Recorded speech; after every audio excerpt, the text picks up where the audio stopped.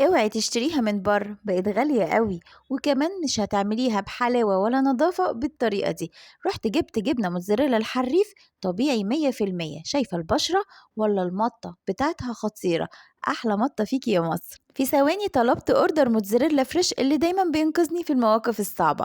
جبت جلاش وجبت سمبوسة وجبت موتزاريلا الحريف وجبت ستريبس وجبت برضه العيش السوري بتاعهم. تعالي اوريكي بقى احلى ستريبس هتاكليه. شوفي الكيلو كمية ما شاء الله كبيرة، قالتها كده وقطعته قطع صغيرة. وهعمل لك احلى بيتزا شرقي خطيرة. بصي العيش السوري بتاعهم فريش وطازة قد ايه.